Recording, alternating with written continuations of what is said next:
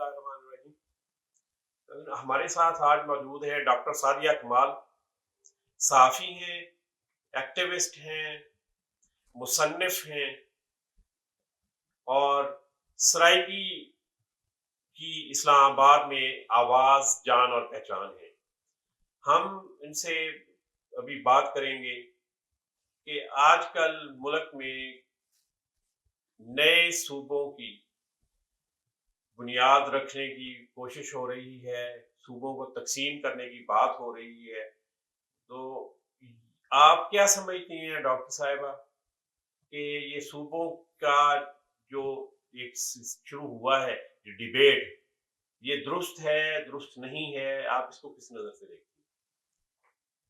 बहुत शुक्रिया हनीफ साहब, बहुत शुक्रिया मधु करने का यहाँ पर और एक अहम मौजू के हवाले से बात करने का, क्योंकि सराइकी अवाम का देरीना मुतालबा है, सराइकी बेल्ट का, वसेब के लोगों का, कि हम लोग अपनी सकाफत, अपना जोग्राफिया, अपनी ज़ुबान रखते हैं तो हमारा सूबा होना चाहिए ताकि हमारी रिसोर्सेज हमारे ऊपर ही इस्तेमाल हों। और ये डिबेट वक्तन फ़वक्तन चलती रहती है और आजकल भी आपने बहुत खूबसूरत कॉलम भी लिखा इस पर, और आजकल भी ये डिबेट चल रही है कि 12 सूबे हों, 20 सूबे हों। जबकि हम ये समझते हैं कि आजकल जो डिबेट चल रही है, ये बहुत अच्छी बात है, डिबेट चलनी चाहिए। लेकिन ऐसा क्यों है, जब ये तय हो गया है, हम सराइकी एक्टिविस्ट जो हैं उन्होंने आपस में बैठकर इस बात पर कि हमारा जोग्राफिया क्या होगा, नाम सूबे का क्या रखा जाएगा, और उसके अलावा उसके रिसोर्सेज किस तरह से इस्तेमाल होंगे, और हमारे हमारे क्या क्या मसाइल हैं और हम उनको किस तरह हल करेंगे। और इसीलिए आपको याद होगा कि 2008 में गालिबन पार्लिमानी कमीशन बनाया गया था और उस पार्लिमानी कमीशन के सरबरा मोहतरम फरतुल्लाह बाबर थे, जो पाकिस्तान पीपल्स पार्टी के सीनियर रहनुमा हैं। लेकिन वो पार्लिमानी कमीशन का जो मसवदा है वो उठा के नजरअंदाज कर दिया गया, उस पर तवज्जो ही नहीं दी गई कि वहां पर जो मुख्तलिफ intellectuals, writers, stake holders Saraiki सूबे के हवाले से बुलाए गए थे, वो क्या कह रहे थे, क्या बात कर रहे थे। तो ये जो आजकल की डिबेट चल रही है 12 और 20 पे, इस पे जो नुक्ते नजर है वो ये है कि ये कहीं पर ऐसा है कि आपने और कुछ सूबे बनाने हैं जिसकी वजह से आप चाह रहे हैं कि चले सराइकी की भी इस तरह से बात हो जाए। तो हम ये समझते हैं कि अ, हम कभी भी इस तरह से वो नहीं करेंगे कि धरती ज़ात को बिल्कुल उससे अलहदा कर लिया जाए। हकीकतन ये है कि ये धरती ज़ात जो वहाँ का रहने वाला है, जो नेटिव है, जो सन ऑफ सॉइल है, उसको एक तरफ करने की कोशिश की जा रही है।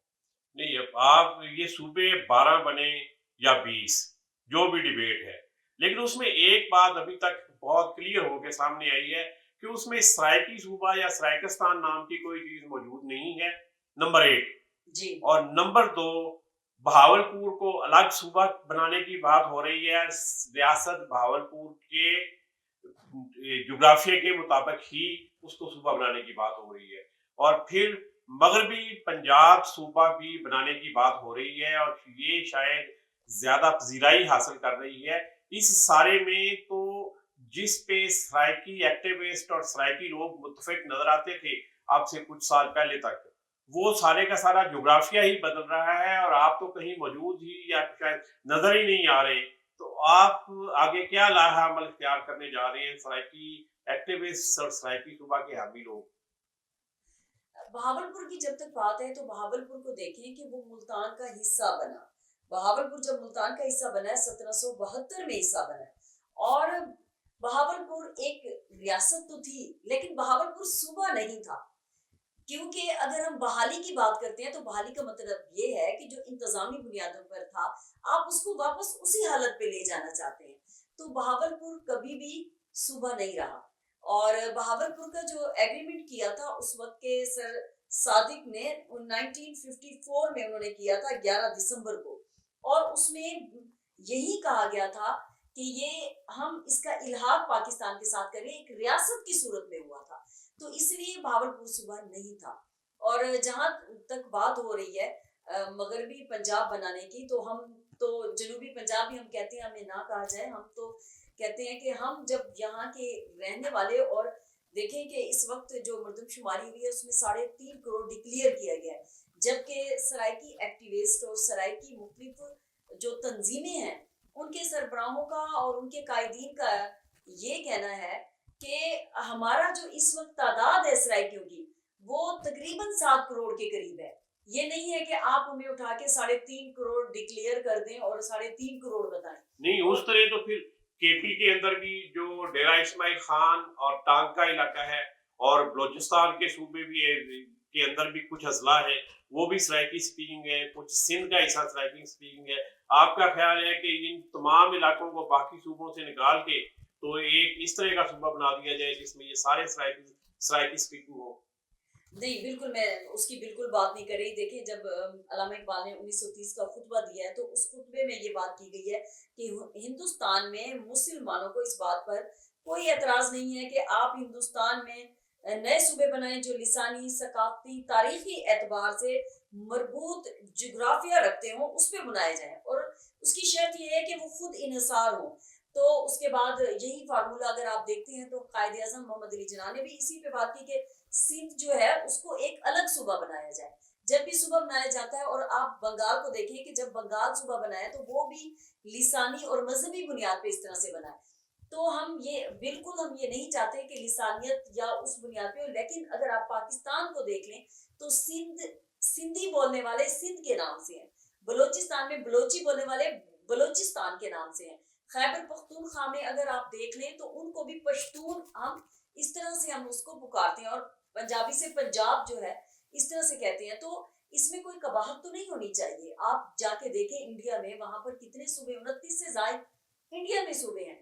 جب اس میں کوئی قباحت نہیں ہے تو میں یہ سمجھتی ہوں کہ یہ ایک دیرینہ مطالبہ ہے اور اس میں مختلف جو سیاستدان آتے رہے ہیں. آپ دیکھیں 2008 میں یہ اس حد تک کمپین زور پکڑ گئی تھی، عروج پہ پا گئی تھی. لگتا تھا کہ اس وقت تو ملتان سے ہی جو یوسف رضا گیلانی وزیر اعظم تھے اور لگتا تھا کہ کہیں بات یہ پہنچے گی، لیکن المیہ یہ ہے کہ بات جب آتی ہے اور اس کے بعد وہیں پہ ختم ہو جاتی ہے. پیپلز پارٹی آنے سے پہلے نعرے لگا رہی تھی، صدر زرداری نے یہ بات کی کہ مطلب صوبہ کھپے، مطلب وہ تو انہوں نے سندھ کے حوالے سے کہا، لیکن سرائکیوں کے حوالے سے انہوں نے بہت ہی اپنی ایک لابنگ کی اور اس سے یہ لگ رہا تھا کہ یہ جب آئیں گے تو یہ کہیں، لیکن وہ تو اپنے مزے سے اپنے ہی. آپ سرائکی لوگوں نے یا آپ نے انتخابی ایک جو نعرہ تھا اس کو اتنا سیریسلی لے لیا کہ آپ سمجھتے تھے کہ اب یہ پورا ہو جائے گا، حالانکہ انتخابی نعروں کا اصل پالیٹکس کے ساتھ اور پارٹی پالیسی کے ساتھ کوئی تعلق ہی نہیں ہوتا. دیکھیں وہ آپ کی بات بالکل ٹھیک ہے، لیکن ہماری عوام بہت بھولی ہے، وہ سادہ سی ہے، وہ تو یقین کر لیتی ہے نا. آپ یہ دیکھیں کہ ابھی اور چھوڑ دیں، ابھی جو ایک ہمارے جو سابق وزیر اعظم آج کل اڈیالہ میں ہیں انہوں نے بھی یہی بات کی کہ آپ دیکھ لیجئے گا کہ آپ کا سرائکی صوبہ بنا کے بنا، اور ہماری یوتھ ساری ان کے پیچھے چل پڑی اور ہم سمجھے کہ دیکھیں یہ صوبہ جو ہے نا کوئی نہ کوئی تو اس طرح آئے گا نا. نہیں انہوں نے سیکریٹریٹ تو بنا دیا نا وہاں پہ، لیکن بنیاد تو رکھ دی. جی بالکل، حنیف صاحب وہ سیکریٹریٹ بالکل نان ایکٹیو تھا، بالکل ایکٹیو نہیں تھا. میں ملتان کی سیکریٹریٹ میں وہاں جا کے رہی ہوں. آپ ان سے سیکریٹریٹ میں جو آپ کے آفیسران براجمان تھے آپ ان سے مل بھی نہیں سکتے تھے.